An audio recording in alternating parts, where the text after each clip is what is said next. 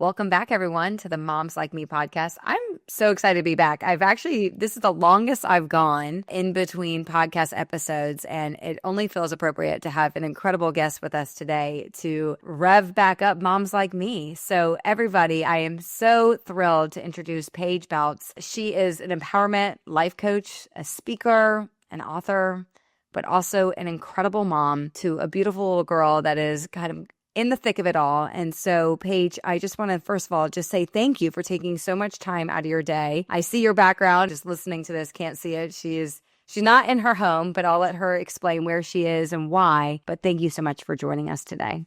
Thank you. I'm so happy to be here. Thank you for allowing me to connect with you during a rough season that we're in. This is kind of what motivates me to keep going as a caregiver. So I'm really, really happy to connect with you. Yeah. For those of our audience that aren't familiar with your story and with Presley, talk to us about what brings you to this moment and kind of your situation. Yeah. Okay. So I am a mom to a beautiful little girl. Her name is Presley, and she's 6 years old. Presley was born premature in 2019. She was born 7 weeks early. So we spent 7 weeks in the NICU. I'm from Saskatchewan. So we were in a hospital there. And after the NICU experience, when she was 18 months old, we were kind of being followed up because she was a premature baby. And because she was premature, I was never really worried about delays in where she was at for milestones, because they always said, in corrected age. And one day when she was around 18 months old, the therapist said to me, she can't pull to stand yet because she has cerebral palsy. And that was the first time I'd ever heard the term cerebral palsy. So within 3 weeks, I got a formal diagnosis of spastic diplegia cerebral palsy, which is a form of CP that affects the lower extremities of your body. And she's a GMS level 2. So she's quite independent, but she does need support to move. So she was born early. At 18 months, we got the CP diagnosis. At 3 years old, she was diagnosed with autism, and at 4 years old, diagnosed with ADHD. And during our stay here, she was actually just diagnosed with anxiety. So my little girl has a few little things going on, but she is so funny, and she has been so great through everything. So about 7 weeks ago, we had a surgery called SDR, selective dorsal rhizotomy therapy, which is a spinal surgery that supports kiddos with cerebral palsy. It is a selective surgery, so children are chosen based off of a few things.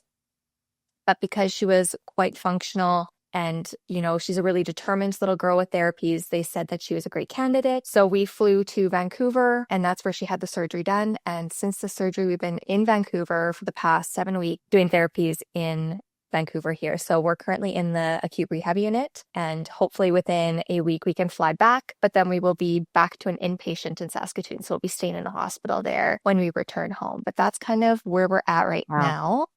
Wow. Yeah. Paige, talk to me before we get to current state. When you found out that she had CP, you said you had never heard of it before. Kind of what went through your brain? What was your immediate reaction? What were your emotions towards this diagnosis? Yeah. So when they first said cerebral palsy, I just remember saying, what is this? Like, I just was shocked. And they said, well, it's a type of disability. And, all of my siblings were born premature, and none of them really had anything to prove that they were preemies. They didn't have any diagnoses. And so I just thought, we were untouchable. It didn't even cross my mind that we would end up with a diagnosis. Looking back now, it makes sense. She was early. She had meningitis. She had a mini stroke. So it makes sense that there was something that had caused her to be disabled. But I went home, and I remember telling my parents, and they're like, well, no, she's just behind, that's not true. And so I had to really go through my own process of not Googling everything. At the time, I was working with a life coach, and she was so great to listen to me, to hold me. But I got really frustrated when I was trying to navigate it, because I felt like nobody could understand what I was going through. And it almost kind of pissed me off what she was saying, because I'm like, you don't get it. And I think that came from my own anger of me not fully understanding either. And I had to work through a lot of my own ableist things that I grew up in a really small town. I didn't know anybody who was disabled. It was a whole new foreign world that I was just kind of thrown into. And so it took me by surprise. And when she got the formal diagnosis, that's when I was kind of like, okay, this is something that's going to change the rest of her life. And my very first fear was, I hope she can dance. Like, I grew up as a dancer, and that was something that, you go through like stages of grief when you first receive a diagnosis, of grieving what you thought your life would be. So I definitely went through grief, but I could see how resilient she was. And I knew that, she would live a great life no matter what. I remember I went straight to like TikTok and Instagram, and I searched hashtag cerebral palsy, and I found some really, really great advocates and people who are adults living with CP and thriving. And I used that as proof that, no matter what comes our way, like, she's going to be fine. And so, yeah, it shook me. It took me a moment, and then I had to reframe and be like, this is my life. And it's not about why me. It's about why not me. Why can't I have this circumstance? Everybody in the world is navigating something. So I need to do something about it instead of sitting in victim mode, because that wasn't serving her or I. I love, by the way, the fact that you use social media as a positive. So often social media is pinned as this kind of like negative spiral where you see all the worst things. And I think sometimes it depends on how you use it. If you look for the positive in those situations, sometimes you'll be surprised at how, in some ways, it can be a relief to see people further along in their journey, to see families smiling and laughing, and to have found some sense of, honestly, some sense of pride in their situation, as opposed to, I think, at the earlier stages where for some parents, they're so afraid and maybe even shameful because they don't yet know how to comprehend this diagnosis. To that point, I'm curious, I think so often when you hear the word disability, there's a visual that pops into people's heads, and then you see your daughter. Like, how did you assess kind of what you thought disability was versus when you looked at your daughter? Like, what was the difference that you found once you realized that she was going to be in this category for the rest of her life? At first, I felt sad for her, because what I had seen was, I guess my idea of disabled would be like struggling, like always struggling. But then I was able to see people who are thriving. I was able to connect with parents who are thriving. And my anger didn't necessarily, or like my frustration, I guess, kind of turned into less frustration about like being disabled, but more so the barriers that people who are disabled face and the ableism that surrounds people, and our lack of knowledge, lack of awareness around people who are disabled. And that's kind of why I started sharing on socials when Presley was younger, when she was first diagnosed, like, what is CP? What does CP look like? How does she walk? Just so people could see that, like, there's actually nothing to be sorry about, but there are things that are going to be more challenging for her. And it's not necessarily her fault. It's our fault as a society for failing people who need that support. And the thing about that too, I think, is, releasing some shame and guilt about what you didn't know until you're in the shoes and you're like, oh, okay. Yeah. Now I get it. Now I see it. I'm in this facility right now, and it's an acute rehab center. So there's many different kiddos coming with their caregivers. And there's a family who they were cooking in their kitchen, and she said to me, I'm a runner. And her son was in a medical procedure, ended up being paralyzed. And so she's navigating having, now a disabled son. And she said, when I run, I get so angry at the buildings who are so inaccessible for my child, where before I didn't see that. And kind of where you have to forgive past versions of yourself for not knowing any different than what you're seeing right now, because there's so many layers to it. And it's so complex. And it's something that you wouldn't recognize before, and now she does. And just very quickly learning that, the disability isn't something to feel sorry about. I think it's, okay, now that we see these barriers, it's not Presley's fault that the world is ableist, and she has the opportunity it's her life. She'll decide. And I hope that she follows kind of in the same energy that I have, where it's like, what are we going to do about it? How are we going to move forward? How are we going to empower and educate people? But she has the opportunity here to, thrive and show people what you can do with a disability. Right. And as a neurodivergent individual too, she's also navigating being autistic. There's so many different things that she's going to have to navigate that I don't know firsthand. I'm an able-bodied white woman. I'm very privileged. And so I don't know the barriers that she has. And I think that that also can bring up a lot for caregivers.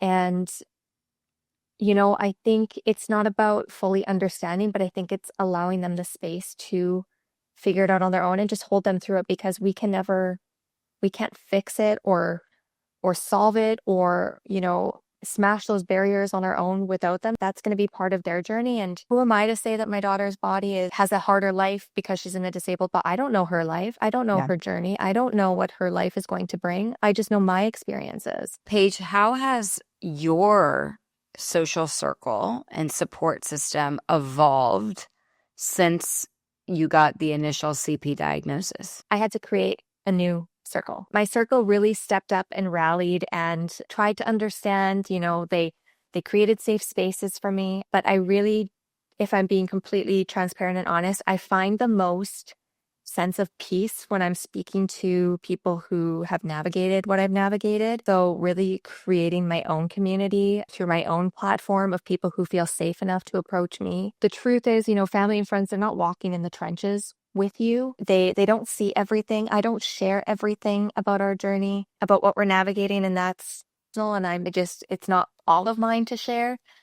But I would say my support's been great. The support system hold me in this, people who see it and get it. One of the questions to ask on this podcast, what are the mistakes that people make that lead them to be outside of that circle? Is it things that people are saying? Is it things that people are doing? Is it the things that they're not doing? And I ask that question because I think that by nature, most people want to be within that circle when things happen, and you don't know what you don't know. So does anything come to mind as kind of the do's and don'ts, how to be there for someone who's navigating something similar to what you're going through right now? Yeah, no, I think that that's a great question. When Presley first got diagnosed, I didn't really need any immediate support in finances or travel or anything like that. That was all I had my team. We got the diagnoses. I got my support team. I had my family and friends that I felt comfortable sharing. I shared on socials. People reached out. So I felt really safe to do that and for people to connect to me. Us going through this experience is so different because there are so many other things that are causing this journey to be more difficult. We have the financial stress.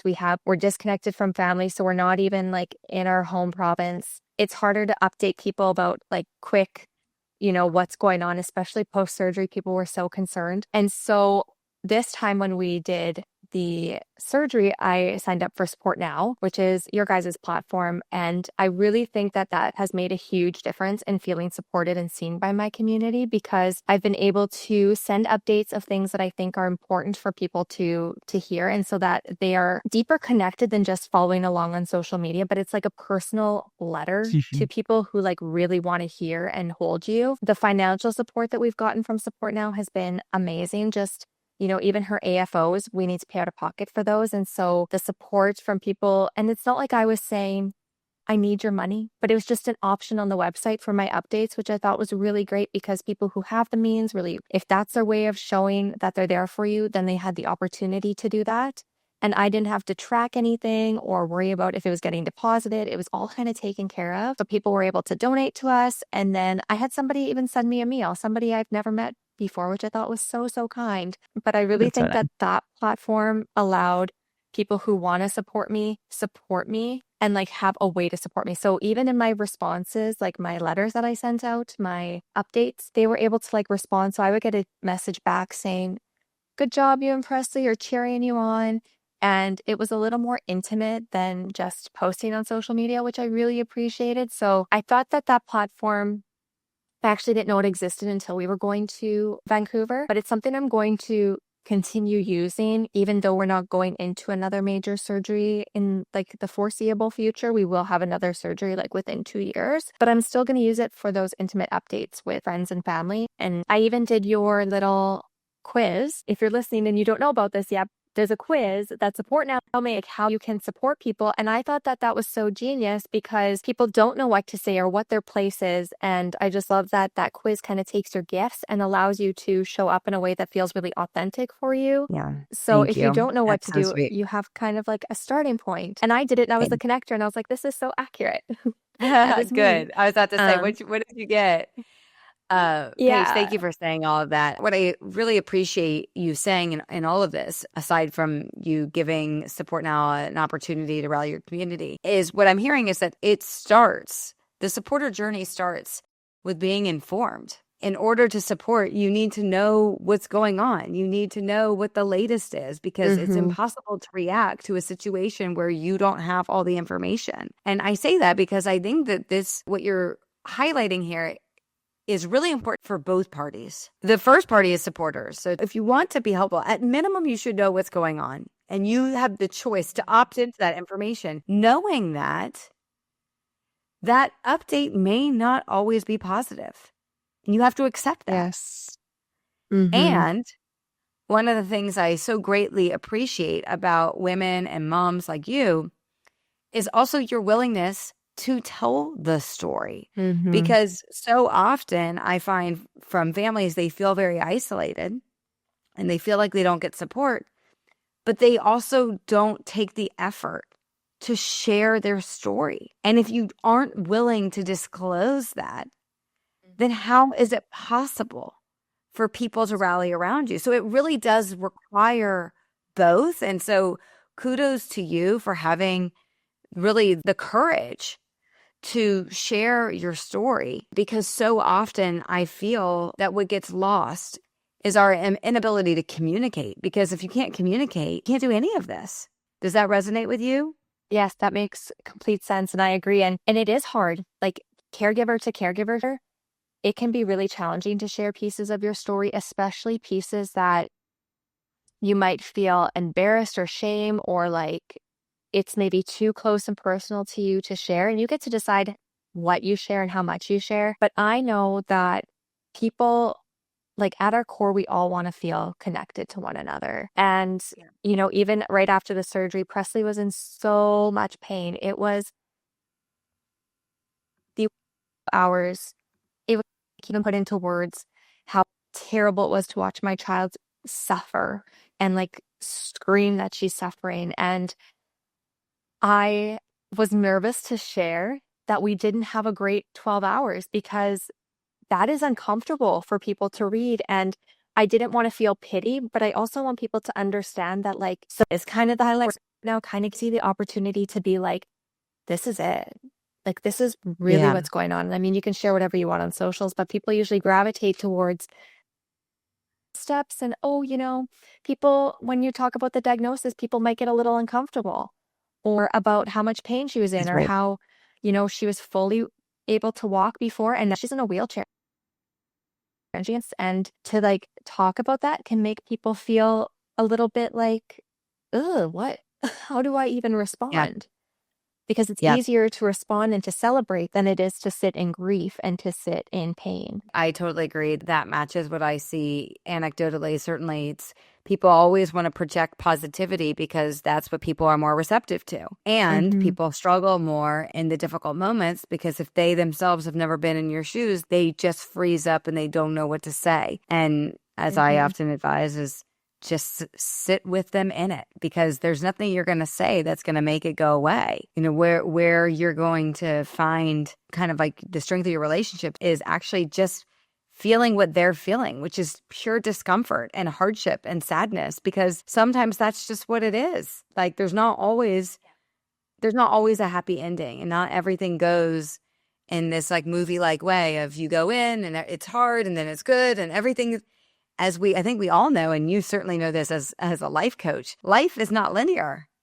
Life is bumpy. It's turbulent. I completely agree with you. I also want to ask you, while I have you, how are you navigating both being mom, a caregiver in the hospital, with just like taking care of yourself. Like, what are the things that you're doing, Paige, to make sure that you have a sense of yourself and that you are maintaining your own identity in this? Because I think that it's so easy as moms in general to kind of get lost in your children's things, their lives, but especially in this case, what are some of the things that are allowing you to keep going and with such kind of like positivity? Yeah, it's been difficult to like hold boundaries and to do things for myself. I'm going to be honest. There are moments where I really think a huge piece of moving through this is allowing myself to break down for a moment and cry. So I've definitely given myself permission to feel all of it instead of pretending like I'm completely fine, because there are moments where I am not. Right? I would say getting outside for even a 5 or 10-minute walk, reutilizing the nurses or care aides and giving Presley her iPad and just taking a moment for myself. I really kept up with my like morning routine when it comes to, so I brought bands and I would do like a little banded workout. And then I would do my skincare that I normally do, like things that I do at home that are kind of like my daily things for me. I just made sure that I kept doing them there. One thing we did is we utilized Uber, and I would have pre-cooked meats, or I would prep a bunch of food and leave it in the fridge for Presley and I, things that are easy for us to eat, to make meals a little bit simpler, just so that I'm not worrying about that kind of extra load. Journaling, reading. I have my own life coach. I have a therapist. I take medication. So really just doing things that I do at home and trying to copy paste here in this environment. Yeah. It's not perfect. I would love to be able to go to the gym. That's not, my option right now. My option is to do something, movement, anything, just literally committing to anything, even if you don't feel like it, even if you're crying while you're doing it. What is something that you know that when you do, you're going to feel better and it's going to be supportive for you? And then also reaching out to friends and calling them in moments where it feels too heavy has definitely helped me keep a piece of my identity too. But it's hard not to get lost in this caregiver role. Sure. And it seems like you mentioned earlier that it sounds like there's some activities in the hospital that have allowed you to make relationships with other families. Has that been a source of like an additional support circle that maybe you didn't anticipate? Yeah, it's very similar to when Presley was in the NICU. I stayed at the Ronald McDonald House, and there were other families there that you get to connect with and have like little chats with. I would say more so, I feel a sense of peace being here navigating this, knowing that everybody is also navigating something. So it's kind of like we have like an unspoken relationship where we don't need to sit down and really share what's going on. We just kind of get it. And I think that's been really comforting. Yeah. I have met some really lovely families here. And, it goes to show that it's not you against the world. Everybody's in the world is navigating something. We all have our own cross to bear. And it's really helped me shift my perspective and to see that it's not just Presley who's navigating things. There's a ton of people navigating really hard things. Yeah. And so you're not alone, right, even if you feel like you are. Yeah. Paige, I have so enjoyed this conversation with you. And I know one of the things that you've done since Presley was born is you wrote a book. So if someone is interested in learning more about the book or where they can find it, or even just finding you online, where can people follow along? Yeah, so you can learn about my NICU book. You can learn about my life coaching, ways that you can connect with me and do partnerships or collaboration at my website, paigebautz.com, or you can follow me on Instagram. I'm really active on there. I'm at Paige Bautz. Love it. Well, Paige, thank you so much for joining us today. It is always so rewarding for me personally to meet the moms that are taking care of these precious kiddos that are also happen to be using our product as well, and to like actually create a relationship with you to better serve you and to better understand the challenges that you face. I mean, this is at the heart of what I believe in, is it's really getting towards the human connection in all of this. So thank you so much for joining us today. The thing about cerebral palsy that I've learned in the last year and a half is actually how common it is, but it's not really spoken about. And so I think the more that people see that CP is this like very common thing and it's not something to be afraid of. And here's a mom that's navigating this. I think that creates such opportunity to bring us closer together and to almost like redefine what disability looks like, because it doesn't have to be, or it doesn't have to sound as scary as it is. You just have to know how to talk about it and how to interact, not just with the person with the disability, but with also the people that care for these children. So thank you so much for joining us and look forward to many more conversations.